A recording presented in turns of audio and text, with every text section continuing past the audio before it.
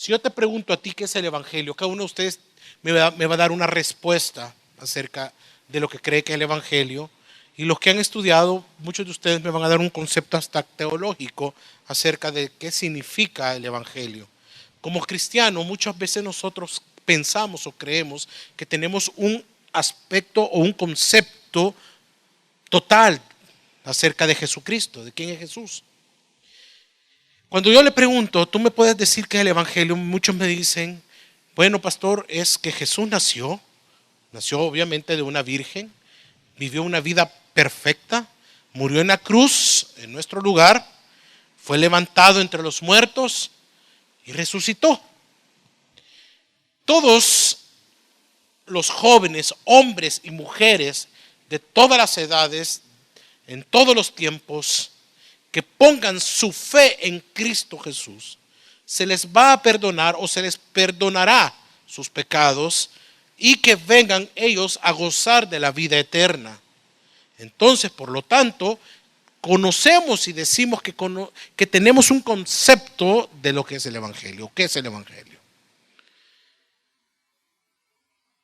Si nosotros realmente somos bíblicos, realmente estamos un poco distanciados de lo que la Biblia dice que es el Evangelio. Todos estos aspectos están dentro. No voy a decir que no, obvio, claro, así es. Pero ser capaz o poder articular el Evangelio es una cosa aparte. Hacerlo con exactitud, como lo dice las Santas Escrituras, es otra. Conocer lo que yo creo a lo que dice la Biblia son dos cosas muy diferentes.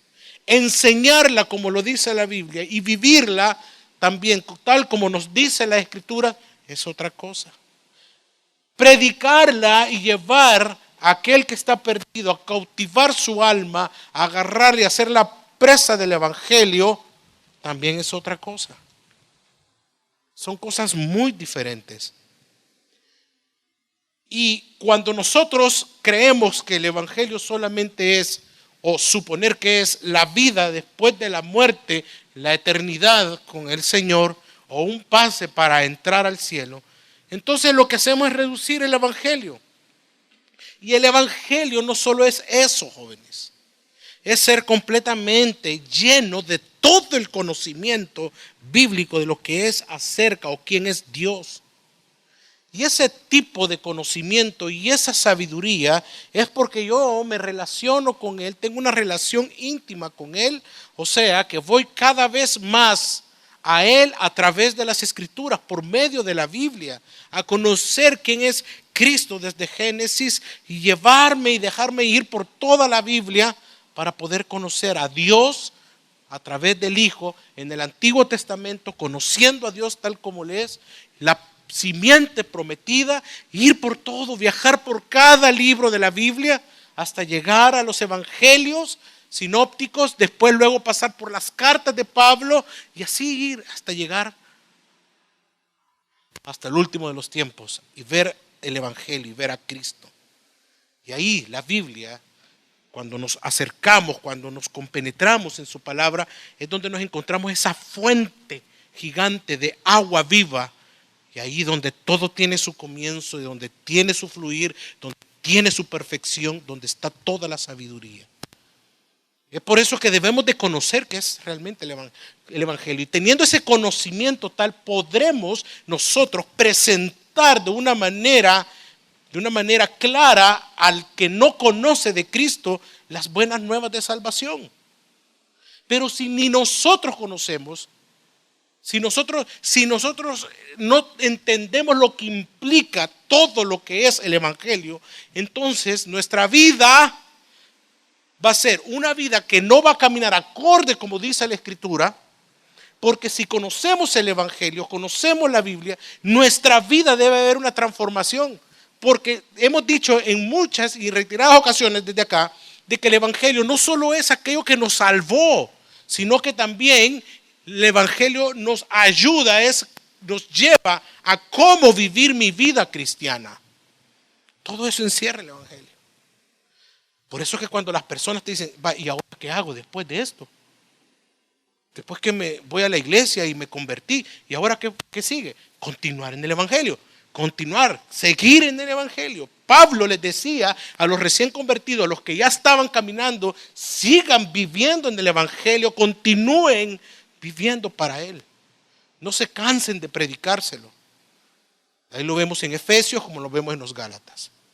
Entonces, cuando nosotros vemos la Biblia y escuchamos que la Biblia dice que son las buenas nuevas, como muchos de nosotros decimos, ¿qué es el Evangelio? Son las buenas nuevas de salvación, pastor. Son las buenas nuevas, lo presentamos con las mejores noticias, decimos, son las noticias de Dios para el hombre. Pero ¿qué significa eso? Entonces vamos a ver ahora más despacio, con más paciencia, qué son las buenas nuevas. Para eso vamos al Evangelio de San Marcos, capítulo 1, versículos 14 y 15.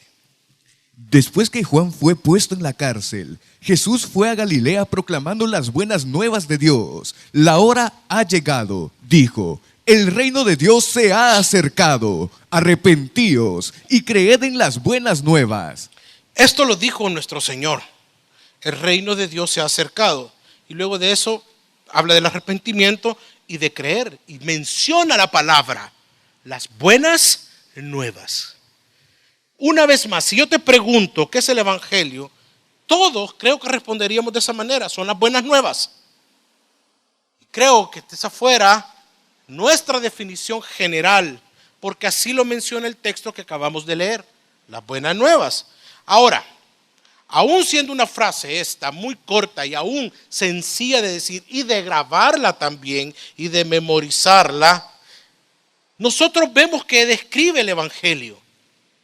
Describe lo que Jesús, la intención por la cual Jesús estaba en ese instante ahí. Está describiendo un momento histórico que se estaba llevando a cabo y se estaba cumpliendo, pero que ellos no lograban entender, comprender, no solamente en el tiempo de Jesús, sino que hasta el día de hoy. Siendo esa frase así como es tan sencilla, nosotros debemos de tener el entendimiento correcto y la definición correcta con respecto a lo que son las buenas nuevas. ¿Y por qué, pastor? Porque contiene un mensaje único, porque contiene un mensaje perfecto, contiene un mensaje profundo y no solo profundo, contiene el mensaje especial del mismo Jesucristo, de nuestro Señor. Entonces, para comprender qué son las buenas nuevas, debemos todos hoy entenderlas desde el punto de vista, desde el Antiguo Testamento, por qué Jesús estaba diciendo eso y por qué dice, la hora hoy se cumplió, señores. Aquí estoy, hoy ya se cumplió todo. Y tenía que ver con algo.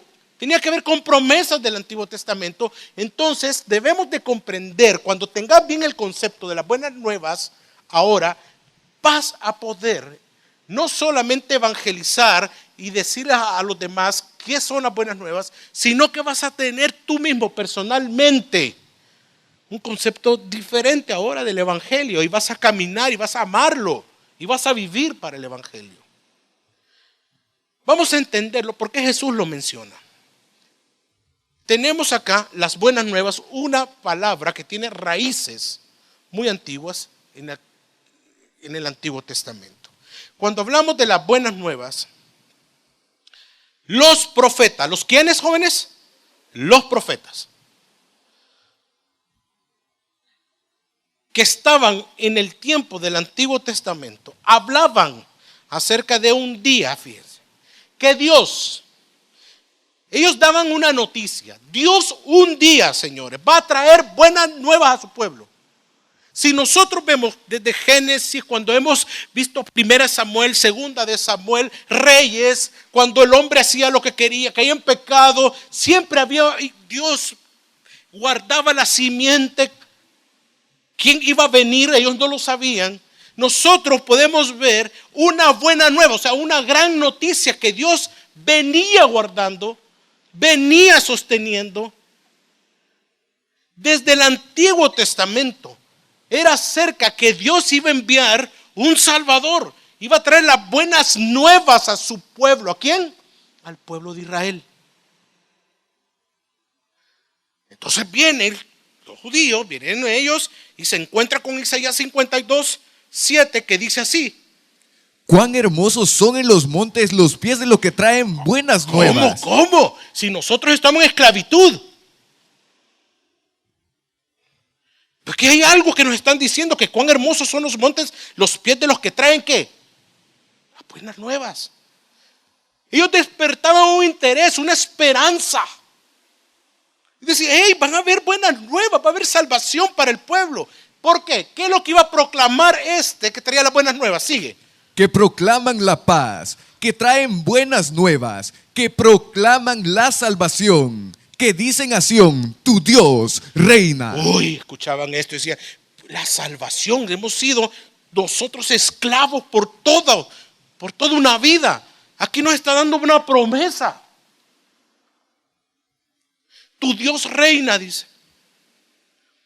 Aquí lo que nos quiere decir todo este texto, que la predicación en un tiempo sería por medio de mensajeros proclamando la realidad de la nueva obra de Dios para el pueblo de Israel.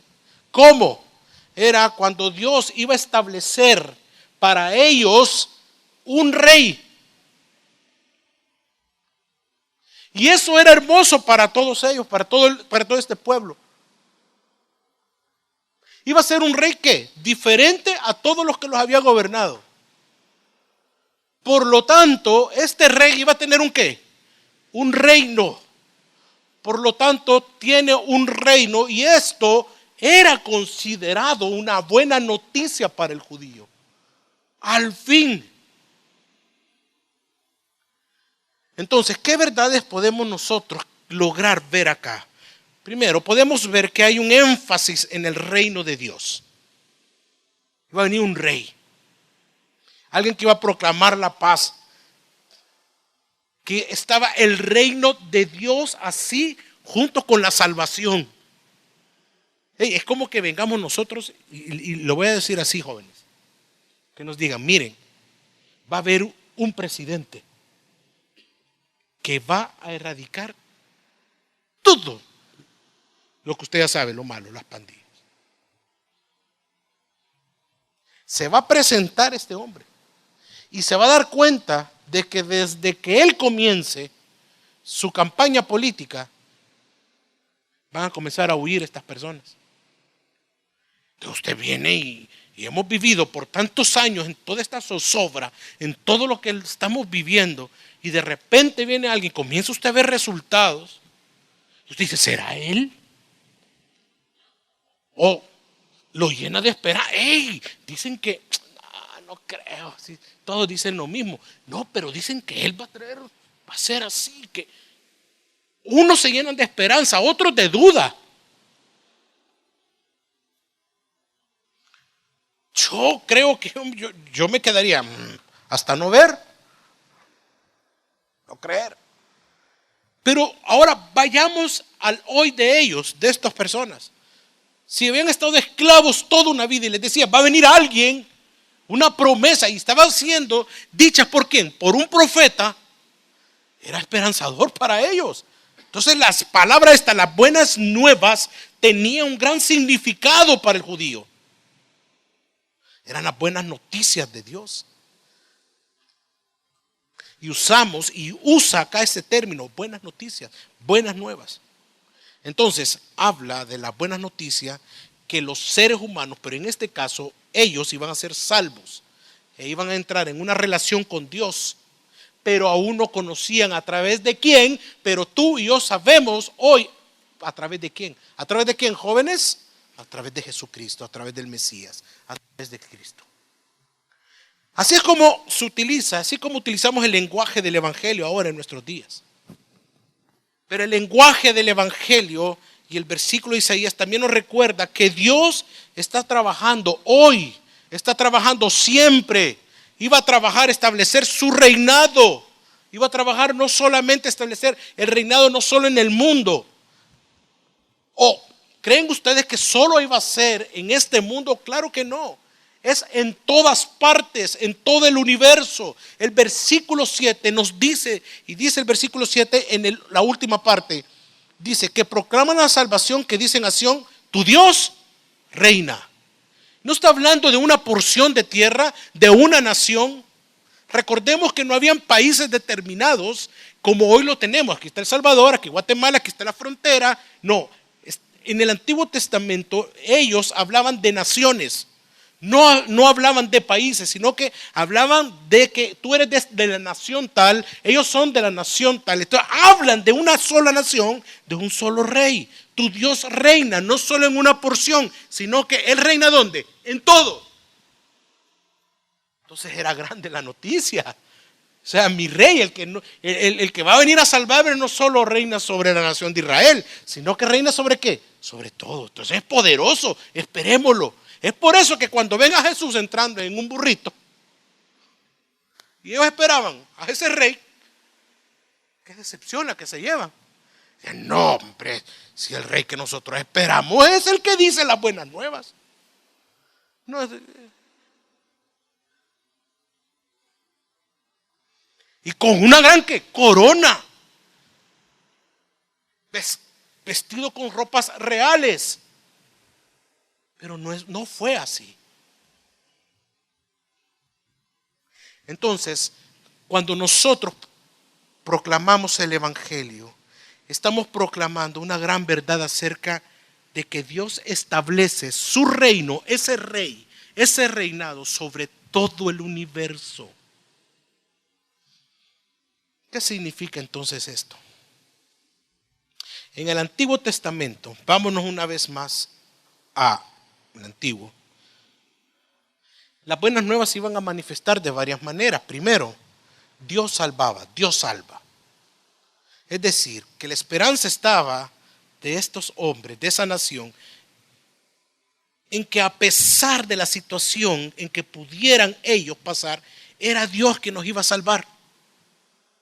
Era Dios, estaban seguros que Dios salvaba. Y tenemos un texto, 2 Samuel 22:3, dice: Es mi Dios, el peñasco en que me refugio, es mi escudo, el poder que me salva, mi más alto escondite. Él es mi protector y mi salvador. Tú me salvaste de la violencia. Si leemos todo el Antiguo Testamento, encontramos versículos parecidos.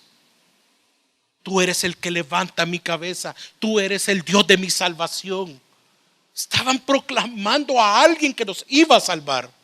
Es por eso que esos textos no los podemos nosotros señalar a un hombre. Está hablando de la promesa de Cristo, del Salvador, del Rey. Mi más alto escondite. Mira qué hermoso lo que le dice. Él es mi protector. Y una vez más dice, y mi Salvador. Y luego, tú me salvaste de la violencia. Entonces ellos estaban seguros que esas buenas nuevas era que Dios salvaba. Dios los iba a salvar. Segundo, la base de la salvación no era un hombre, no era un rey terrenal, no iba a ser Saúl, no iba a ser ninguno de todos los reyes que tuvieron hasta llegar a David, sino que la base de la salvación iba a ser y continuaba siendo Dios mismo. La salvación del pueblo de Dios no estaba aún en lo que ellos podían hacer, podían crear, pedir. Vámonos para el otro lado. Ni aún lo que ellos podían entregarle a Dios. Señor, aquí está mi vida. Señor, aquí me derramo. No estaba en eso. Estaban en la misericordia y en la gracia de Dios. No en lo que ellos podían hacer. No en lo que ellos podían esperar. Su base siempre fue Dios. El Salmo 40:11 dice: no me niegues, Señor, tu misericordia, que siempre me protejan tu amor y tu verdad. Hermoso versículo. Entonces tenemos que las buenas nuevas se manifestaban de la manera que Dios salva. Segundo, que la base de la salvación sigue siendo Dios. Y tercero, una promesa de salvación. Había una promesa. Yo siempre pongo este ejemplo. Yo he tenido la oportunidad de hablar con personas que están infectadas con el VIH. Y miren, no saben ustedes cómo ellos pasan afanados con las revistas científicas o con las noticias si encontraron la cura o la inyección. Solo el que está en esa enfermedad puede decir qué afán tiene con eso. Investigaciones en Cuba, investigaciones que dicen noticias que no son reales. Mire, platicar con ellos es, mire, estamos esperando. Dicen que en Rusia están creando la vacuna y estamos orando porque estamos esperando. O sea, la esperanza de ellos, de este tipo de personas que están infectadas con esa enfermedad, ¿su esperanza qué es? La vacuna. Pero nosotros no podemos lograr comprenderlo porque no estamos infectados. Pero si tuviéramos una enfermedad incurable y si supiéramos que hay una esperanza de que alguien la puede hacer, nuestros ojos, nuestro corazón, nuestro sentido de vida, ¿dónde está? Ahí, en eso. Entonces, entendiendo ese ejemplo, es lo que pasaba con el judío.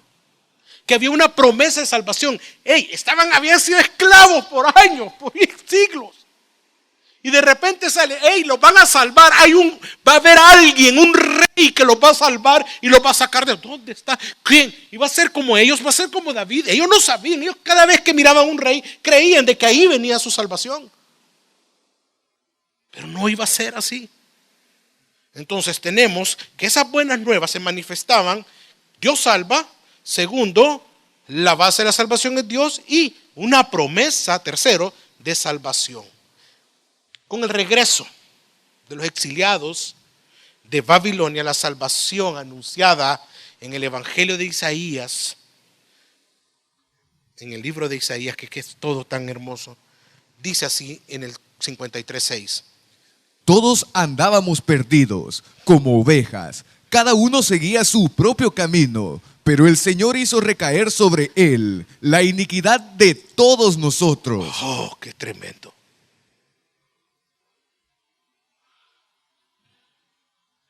Pero no lograban comprenderlo ellos.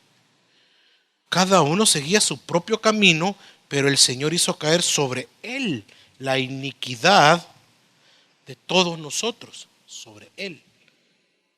Algo iba a pasar acá. Entonces, las buenas nuevas tenían sentido esa palabra para el judío. Por eso es que cuando Jesús llega y les dice las buenas nuevas y las menciona, vuelven a ver cómo fue. ¿Qué dice ese hombre? Las buenas nuevas.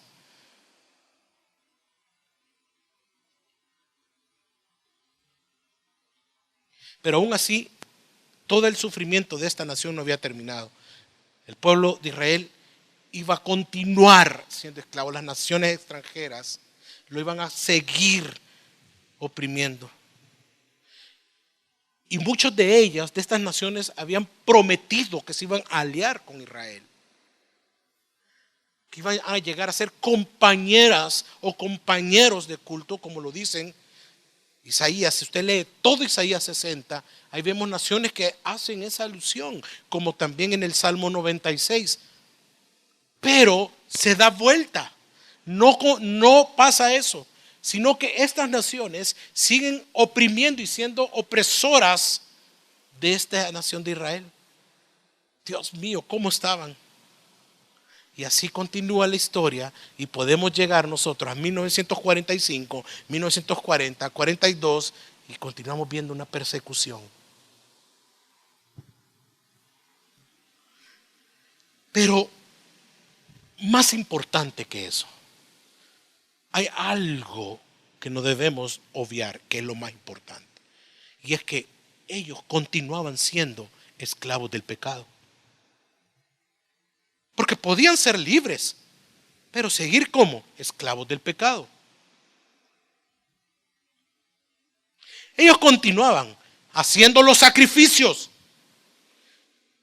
dependiendo del sacerdote. Seguían siendo oprimidas, pero no liberadas del pecado. La iniquidad de ese pueblo continuaba y el siervo designado para llevar sus iniquidades, según Isaías 53, aún no había aparecido. Solo se decía, solo se hablaba. Qué tremendo. Su pecado continuaba, oprimidos. Entonces, como vemos en Isaías, hay una esperanza en su salvación, pero logramos también, y logramos ver en ellos, o logramos ver otra también. ¿Cuándo? En otra era. Y esta era que viene es creada por Dios y comienza Él una actividad salvadora que ha estado desde siempre, pero continúa más fuerte ahora. Y es donde nosotros podemos llegar al final del Antiguo Testamento y aún se espera la inauguración de esa nueva era que va a venir. Que Dios estaba haciendo, siempre la planeó desde antes de la fundación del mundo. Y ahí, así pues, entonces tú y yo aparecemos ya casi en escena, preparándonos para el Evangelio, según lo establecido en el Nuevo Testamento. Qué hermoso. Ahora entendemos lo que son las buenas nuevas, jóvenes. Amén. Tuve que quedarme aquí, tengo que volverlo a recalcar, porque si no, no vamos a comprender lo que viene después. Entonces, ¿qué es el Evangelio? ¿Alguien que me diga qué es el Evangelio? Las buenas nuevas, pastor. Dime qué son las buenas nuevas. ¿Qué es el Evangelio?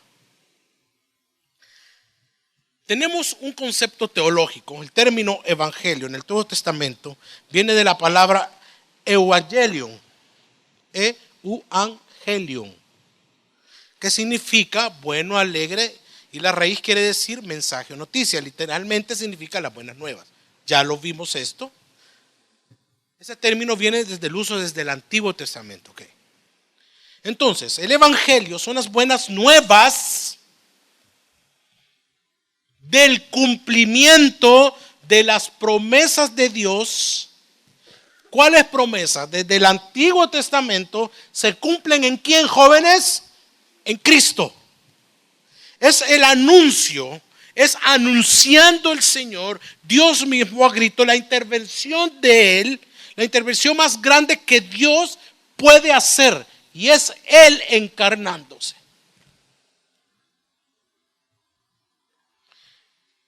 Qué poderoso, Dios mío. Pero estaban esperando un rey, como sabemos, gran corona, vestido de púrpura, con súbditos, dándole uvas, dándole aire con una gran pluma. Y aparece nuestro Señor diciéndole a sus discípulos: mire, vayan a aquella casa y ahí les van a dar un burrito. Y ahí voy a entrar. Y me lo preparan. Y ahí va el Señor. El burrito, orgulloso. Ahí va. Y viene esta misma gente y pone ¿qué? Las palmas, ¿se acuerdan? Y dicen Hosana, Hosana al Hijo de David. Bendito el que viene en nombre del Señor. Pero qué tremendo es saber que estos mismos fueron que después le dijeron que a Barrabás queremos. Entonces, viene Dios, interviene en la humanidad, Él encarnándose. Por lo tanto, quiero que veamos 5 componentes que constituyen el Evangelio. Sin estos componentes estamos dando un mensaje a los demás, o tú tienes un mensaje tergiversado, corto, escueto o moralista acerca de lo que es el Evangelio, lo grande que es el Evangelio. Y quiero que veamos el primero. Primer elemento del Evangelio es la buena noticia del reino de Dios. Porque acabamos de hablar que son las buenas nuevas. Entonces, el Evangelio es la buena noticia del reino. Si vemos, Dios entra en la historia, aquí, en la historia de la humanidad, ¿a través de quién? A través del Hijo, a través de Jesucristo. Entonces, ¿qué significa eso? Que tú no puedes separar el reino de Dios y la persona de Jesús. No puedes separarlo. Debemos de mantener unidos el reino y a Cristo. ¿Pero para qué? Para reconocer que el reino ahora tiene un rostro personal. ¿En quién? En la persona de Jesús.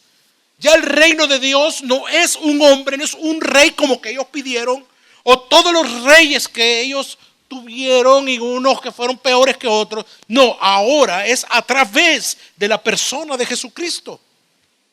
Es la buena noticia que Dios se ha introducido en el reino a través del Hijo, a través de Jesús. Y entonces tenemos la más grande noticia y buena noticia, y es que Dios está gobernando ahora a través de Jesús. El reino de Dios. Dios gobernando a través del Hijo.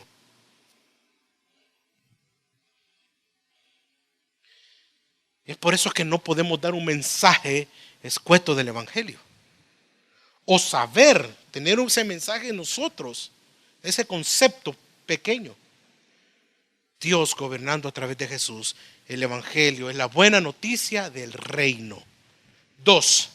El Evangelio trata del cumplimiento de una larga historia. Ya lo vimos, lo vengo hablando. Una historia que está siendo narrada desde el Antiguo Testamento. Una historia que inició en el huerto, en el jardín del Edén. Una historia en donde Dios habla y promete aplastar todas las consecuencias que el hombre tuvo al pecar. La muerte, el pecado, todas las consecuencias que el pecado de Adán y Eva desencadenaron en el momento que ellos deciden pecar. Entonces, ahora en Jesús, Dios está cumpliendo esa larga historia narrada desde el Antiguo Testamento. Por eso que nosotros debemos de explicarle a los no creyentes que desde dónde vienen esas buenas noticias. No es algo que se inventa en el momento, que es algo que se ha sacado en la manga la iglesia. No. Romanos 5:14 dice así. Sin embargo, desde Adán hasta Moisés, la muerte reinó, incluso sobre los que no pecaron, quebrantando un mandato, como lo hizo Adán, quien es figura de aquel que había de venir. Continuaba él relatando acá en Romanos lo que había pasado en el Antiguo Testamento, como en 1 Corintios 15:22. Pues así como en Adán todos mueren, también en Cristo todos volverán a vivir. Así es. El Evangelio trata del cumplimiento de todas las promesas de Dios desde el Antiguo Testamento. Dios siempre cuidando la simiente de dónde iba a venir nuestro Salvador. 3. El Evangelio trata del objetivo de la historia cósmica. Esa palabra, cuando la dije en corandeo, algunos me vieron así. ¿Qué? Hay extraterrestres, pastor. Ya casi creía que me iban a decir así. Vamos allá, miren. La historia del Antiguo Testamento no es una historia de una iglesita.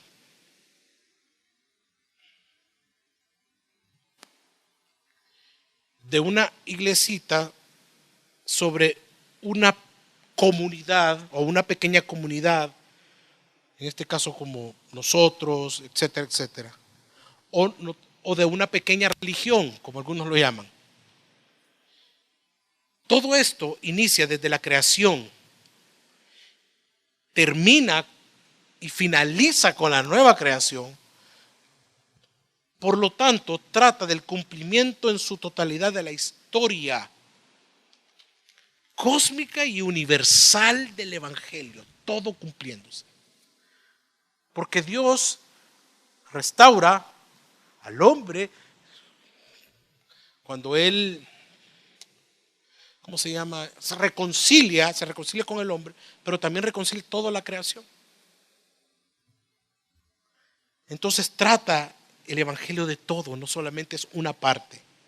4, el Evangelio trata de la restauración de toda la creación también, pero también de toda la vida humana. La buena noticia es que Dios está restaurando su gobierno sobre toda la creación y sobre toda la vida humana. Tiene que ver con su propio gobierno sobre toda la creación y sobre todos los seres. Y pone ese relieve impresionante que trata de la llegada del Mesías. Trata e introduce a la historia a la persona de Jesús. Y ahí es donde viene nuestro Señor. Los profetas, jóvenes, esperaron ese día. Los profetas dicen en Hebreos que dice que ellos solo saludaron esa promesa, la anunciaron, la vieron de lejos. Ellos todos esperaron el día del Señor. El reino de Dios se ha hecho realidad en la historia, pero a través de la vida, a través de la persona de Jesucristo. Entonces, cuando nosotros hablemos del Evangelio, debemos de decir acerca de este Evangelio que en última instancia no solo es la buena noticia, sino que es la introducción del Hijo a la historia de toda la humanidad, rompiendo todos los esquemas. Es cuando Jesús viene a cumplir la ley, y en eso viene, muere y resucita. No es cualquier cosa. Por eso es impactante saber, porque vamos a hablar de la resurrección, lo de la resurrección.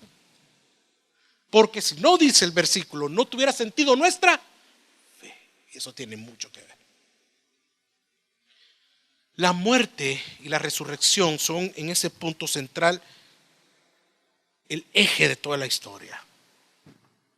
No ha habido ser en esta tierra que haya muerto y que haya resucitado. Jamás. En la muerte de Jesucristo es donde pone el fin al pecado. Es donde pone el fin a la vejez. Esto significa, o es decir, que cuando vence el pecado, la muerte, el mal y la resurrección, es acerca de todo esto, de la inauguración del reino venidero de Dios. Ahí se termina todo. El pecado derrotado. La muerte y la resurrección. Por eso es que vamos a ver estos puntos bien tranquilos. Vamos a hacer un estudio con eso para que todos disfrutemos acerca de esto. Y quinto, el Evangelio es gracia salvadora de Dios. Todos conocemos lo que es la gracia. El Evangelio, ¿qué muestra? Muestra la gracia. El Evangelio muestra la gracia del Señor, muestra la gracia de Dios. Y esta se manifiesta a través de Dios despojarse de su único hijo, mandarlo a la tierra. Y Él en obediencia pone su vida, muere. Y el resultado es la salvación, la reconciliación, la salvación de nuestras almas. Y ahí que toma sentido lo que es la gracia. Es el reconocimiento de la incapacidad humana por salvarse a sí mismo. Y aquí donde la gracia es por medio de la fe en Cristo, no en una persona, no en cosas, no en ritos, no en lo que el hombre puede hacer. Es a través de Jesús. El Evangelio, entonces, cuando vemos esto, que es la gracia salvadora de Dios, entonces es cuando anuncia la justificación, la expiación, la redención, la proposición, la santificación. Esa santificación, como hemos de caminar, y todo lo obtenemos en base a la obra de Cristo en la cruz. Ahí es donde ya hablamos de todos estos aspectos.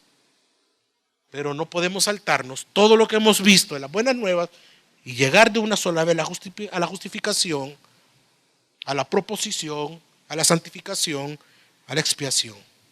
Efesios 2, del 8 al 9 dice así. Porque por gracia sois salvos, por medio de la fe, y esto no de vosotros, pues es don de Dios, no por obras, para que nadie se gloríe. Para que nadie se gloríe. ¿Cuál es nuestro error? Y a mí me encantó haber estudiado todo esto. ¿Cuál es el error entonces que caemos? Si nosotros ya vemos todo esto, ¿qué es el Evangelio? ¿Qué son las buenas nuevas? ¿Por qué se le llamó la buena nueva? ¿Por qué lo anunció así Jesús? Entonces, ¿cuál es nuestro error?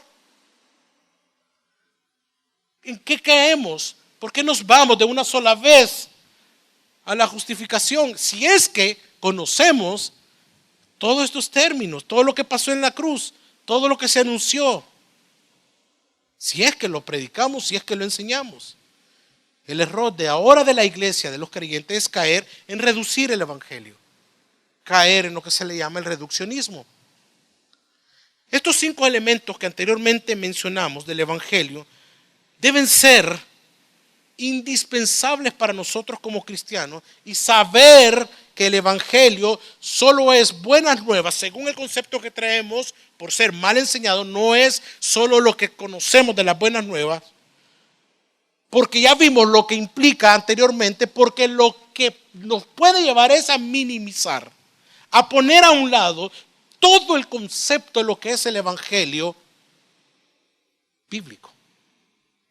Lo reducimos, o no lo sabemos, o simplemente creemos que este es el evangelio. Y debemos de saber que todos hemos caído lamentablemente en este error. Reducimos el evangelio. ¿Por qué? Porque no entendemos toda la amplitud de lo que nos quiere enseñar la Biblia realmente, lo que Dios quiere que nosotros aprendamos acerca de todo esto que son las buenas nuevas. Yo quiero hablar de algunos aspectos que se muestran cuando reducimos el hermoso evangelio de nuestro Señor Jesucristo. Primero, solamente lo reducimos a la salvación individual. ¿Cuántas veces hemos evangelizado? Mira, acepta a Cristo. Dios te va a salvar. O cuando alguien da su testimonio. Cuando alguien da su testimonio, lo hablamos el 80% gloriándome de lo que hice y el 20% de lo que hizo Jesús en la cruz, pero lo reducimos a que y me salvó el Señor. Pero el 80% habló cuánto mató, cuánto fornicó, cuánto se chupó, cuánto hizo y la gente que el morbo quiere oír más. ¿Y qué pasó? ¿Y cómo fue, hermano? No, ya no le voy a contar. Y todos quedan para saber qué más. No, hombre, qué yuca el testimonio de él. Yo nunca hice eso. Hermano, cuéntenos el testimonio. Pero cuando ya comenzamos a hablar de la persona de Jesús, ¿qué pasa con la gente?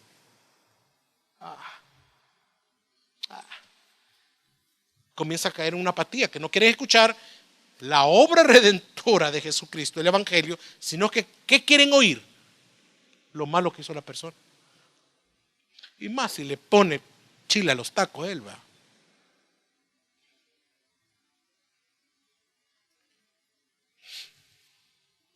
Lo reduce a solo, y Dios me salvó, fíjese. El evangelio trata sobre los individuos que se salvan. Eso es todo. Solamente al aplicarlo a la salvación individual. Y solamente muchas veces se reduce solo este aspecto. Que piensan o queremos o mal explicamos que la obra de Cristo solo se reduce a lo que se realizó en la cruz, la salvación. Entonces lo que sucede es que se reduce realmente la imagen, la verdad de la cruz, es decir, la expiación sustitutiva. No podemos caer en eso. Tú no puedes solo decir y te va a salvar y vas a tener un ticket verde para la salvación. Porque entonces le está enseñando un moralismo y tú te estás poniendo una meta. Estás cayendo en el orgullo, estoy ganando almas. Yo conozco de un señor que tiene una libreta que comienza todo el año, enero 1. Y él sale a evangelizar. Y él dice, voy a ganar almas. Y tiene metas. Dice, este año, Pastor Héctor, me dijo la última vez, 3 años que lo vi, voy a ganar 4.500 almas para Cristo. Mire, el año pasado, 15 me hicieron falta. ¿Y cómo hacer? Le digo, hasta pena, hasta vergüenza delante del Señor. ¿Y cómo haces? No, yo me voy todos los días, yo agarro unos parlantes, me pongo en el parque, voy aquí, voy allá y les digo que se arrepientan, que Jesús los va a salvar. Y todos vengo yo y les digo, vas a orar y vamos, y mire, y aceptan a Jesús. Y todos los que aceptan los apunto y ahí voy. Así que al final del año, el 31 de diciembre, en mi iglesia yo le presento al Señor las 3.500 almas. Señor, 3.500 almas para ti.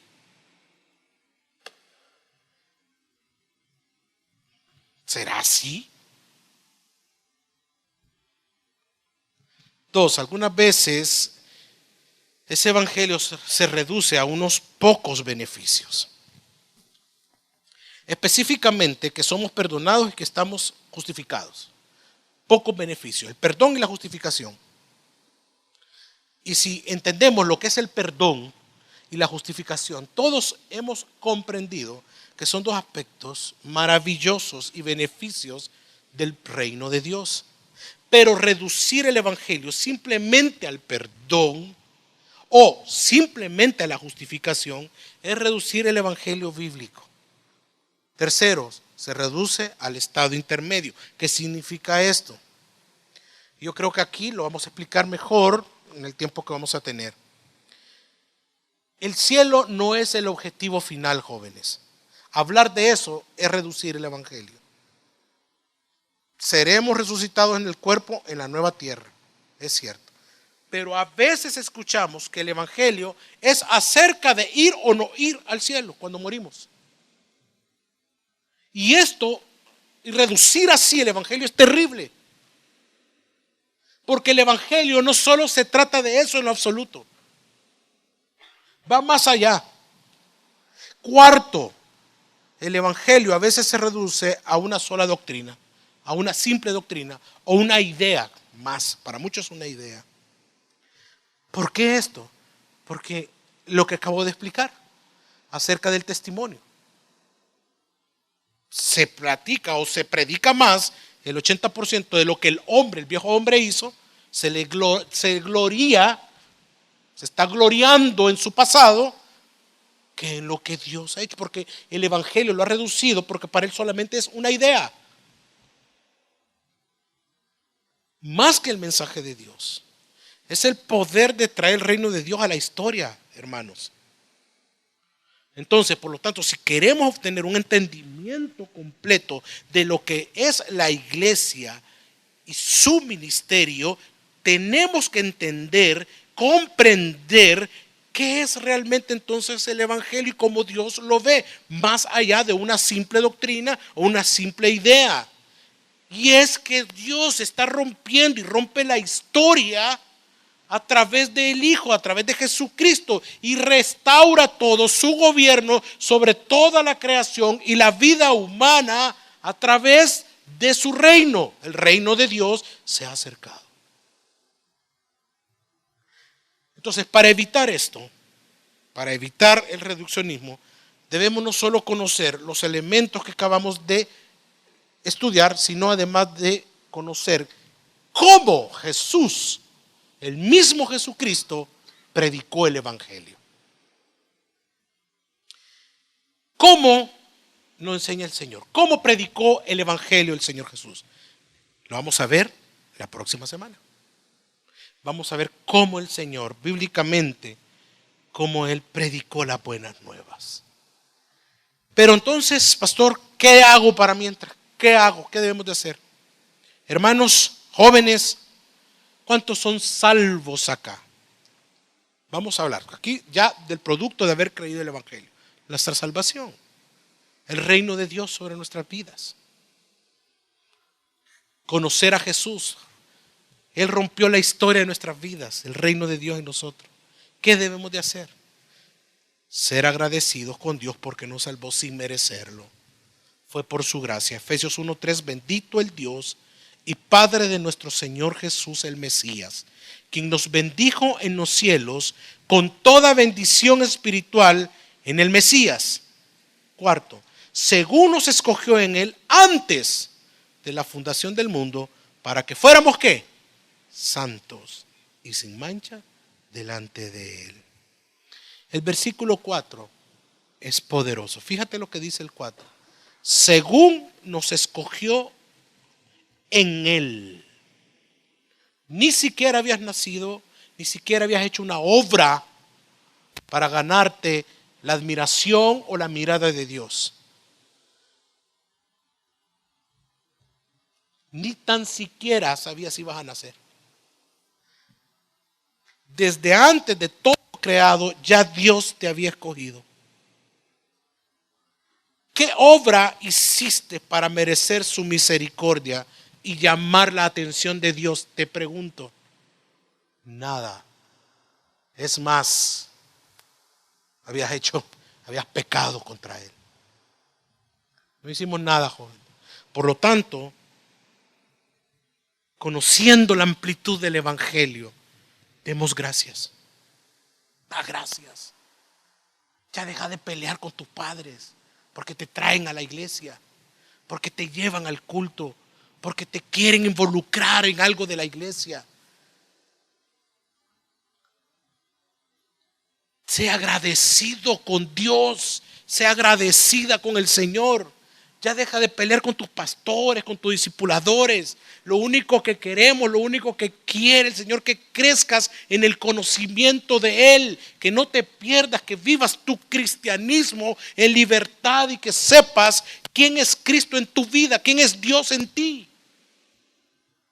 Sea agradecido con Dios. ¿Por qué estamos dando esta serie? Por gracia. O te predico cómo jugar fútbol en 5 minutos acá. Te traigo aquí al Mágico González y llenamos esto y él se pone a estar. ¿Cómo tener novias en 3 minutos? Eso, pastor.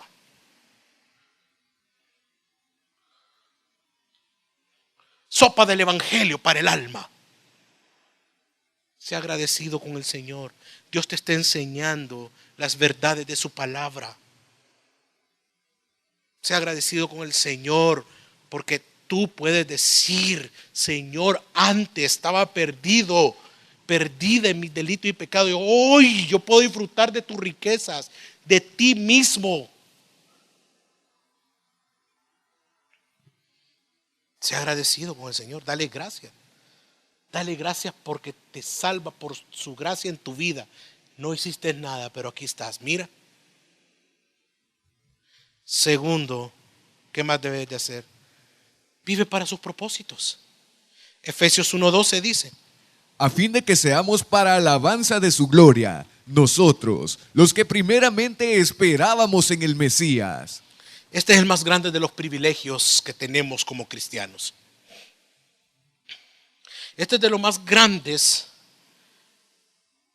propósitos del hombre: vivir para la gloria de Él. Vivir para Dios. Los propósitos, quiero aclararte algo, los propósitos no solo se encierran en las cosas que podamos hacer para o dentro del reino de Dios, en este mundo, en la iglesia. No solo trata, es que Dios tiene propósito para ti, fíjate. Hey, Estuardo, mira, tranquilo, hombre, no te desanimes. ¿Qué pasa cuando alguien cae y está desanimado o le pasa algo? Hey, tranquilo, bro. Si Dios tiene propósitos. Y muchas veces creemos y lo encerramos ahí todo. En lo que Él, o en el plan que Dios tiene, o que las cosas que va a realizar. Hey, no centremos el evangelio, los propósitos solo en el hombre. Aquí ya lo dice, a fin de que seamos, ¿cuál es el propósito? Para la alabanza de su gloria. Ese es el más grande propósito que tiene Dios para ti. ¿Y qué significa eso? Que vivas para Él. No solamente Dios tiene propósitos para ti, joven. Y volvemos a ver en relación a lo que podamos hacer o entender.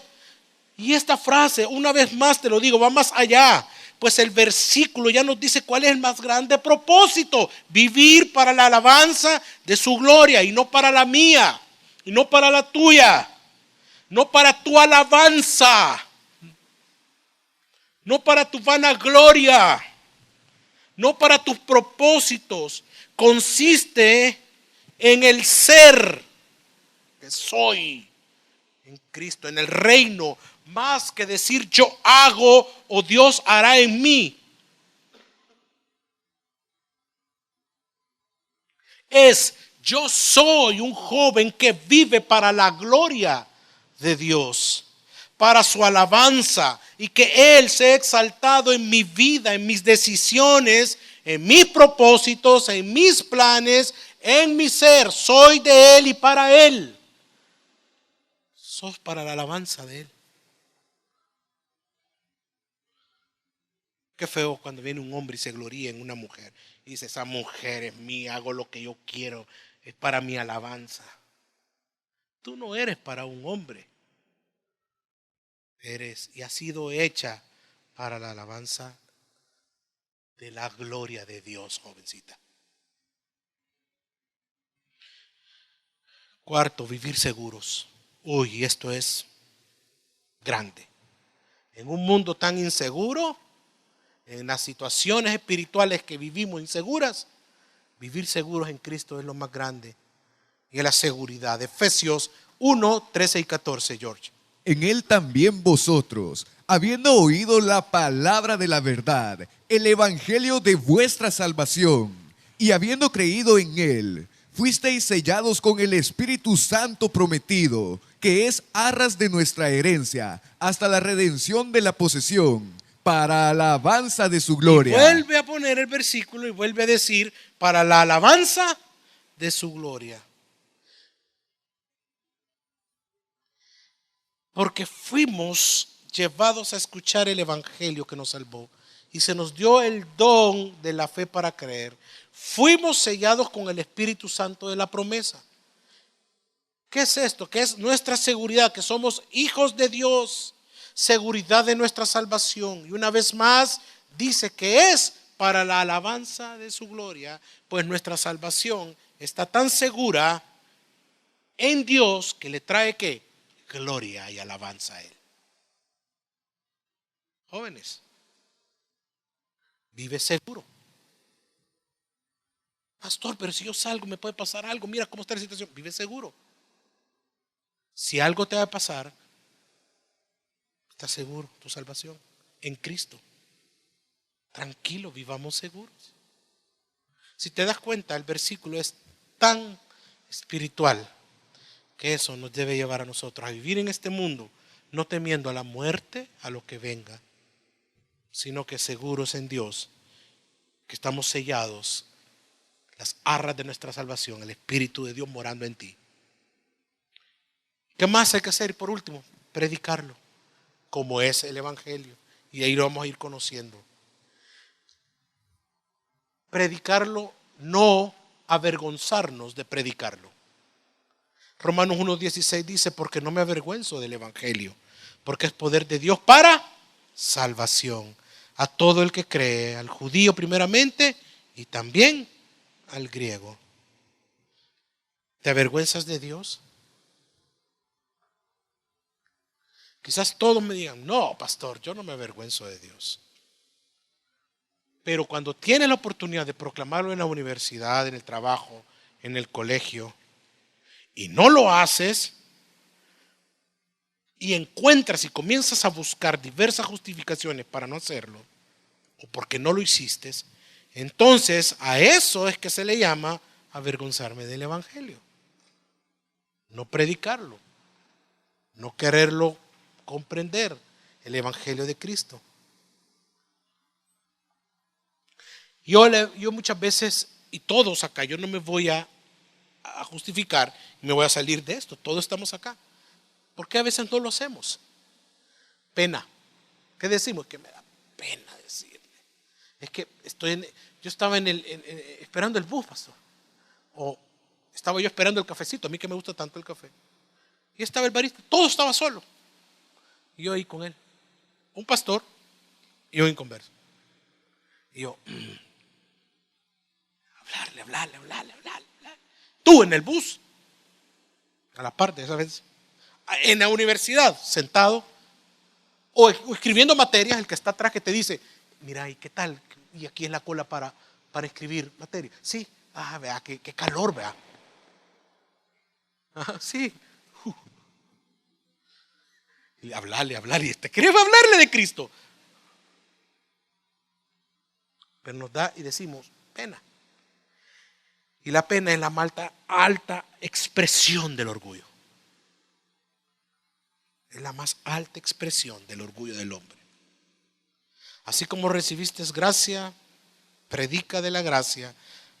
Así como aquel joven o aquella persona que no tuvo pena en predicarte y no se avergonzó del Evangelio y que hoy podés estar acá, así debemos hacerlo nosotros. Si conocemos verdaderamente el Evangelio, disfrutaremos de sus riquezas, entonces no tendremos excusas para no proclamarlo. Jóvenes, bienvenidos una vez más a Redimidos y a esta nueva serie, el Evangelio de vuestra salvación. Sol y Deo Gloria. Vamos ahora.